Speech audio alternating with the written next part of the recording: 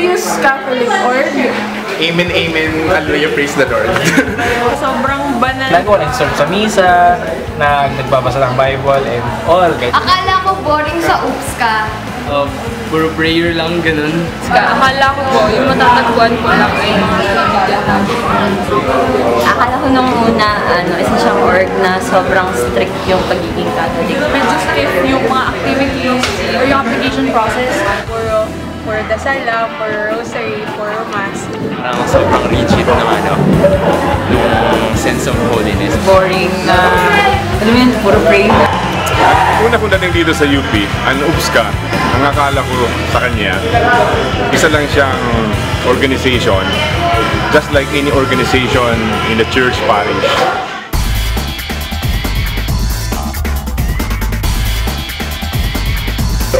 Fun family with loving people who grow in faith. Hindi lang siya centered sa Catholic faith, kundi malabas tayo upang maging ma-develop ang socially aware members natin. Yung mga tao pala dito, normal na tao pala sila. And mag-integrate sa community. And marami akong natutunan and sobrang saya. Nakakasama mo sila sa mga late night gigs, sa mga gig ng banda. Gusto lang tumambay, malaking tambayan. Tapos minsan sa minister, Saka isang malaking pamilya na nakapagpasaya sa akin everyday. Nakahanap ako ng happiness ng barkada sa kanang pamilya. Mas na-manifest yung action dun sa UPSCA, dun sa Episcopal Catholic Action. Saka nag-grow ako kasama nila pero hindi physically but spiritually. Dito ko nakita yung application ng pananampalataya bilang isang Kristiyano. I never really expected to find family and friends here in UPSCA talaga. At dito ko mas nakilala yung faith ko bilang isang Catholic. creative at fun yung mga activities sa UPSCA. Pamilya. At yung creativity at fun na to, nakatulong naman to sa pagiging productive at meaningful ang lahat ng activities na UPSCA. At mga taong magmamahal sa akin at mamahalin ko. I think it's life-changing, but you won't notice it right away. Sobrang saya din pala niya. At saka meron din iba't ibang activities na ino-offer kahit naman hindi ka ganun ka-knowledgeable. Ano mo kasi, hindi lang yan basta kaibigan. Kaibigan na makakasama mo habang buhay. Fun siya maging holy. Siya yung fun part ng holiness na ini-strive ng bawat Christian para mapunta sa heaven.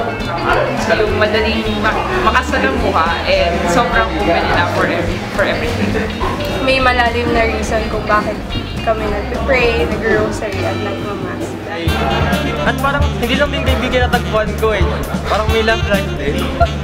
Nang ako ay ginawa niyong spiritual director, nabago yun. Ang UPSCA, isa siyang way of life. It's actually a Christian witnessing community in a university. Even though nakakasama ko lagi anumang UPSCA sa tambayan, sa PH, lagi ko talaga nakakasama, it really made me wonder because hindi siya madali na maunawaan na lang basta-basta. Of course, there is a structure, it is a way of life, pero I really look at it as a mystery. Kahit nakasama mo yung mga UPSCANs, at the same time, alam mo yung mga ginagawa nilang mga activities, pero para sa akin, talagang there is a mystery that is happening na hindi ko basta-basta maunawaan unless you really become an UPSCAN.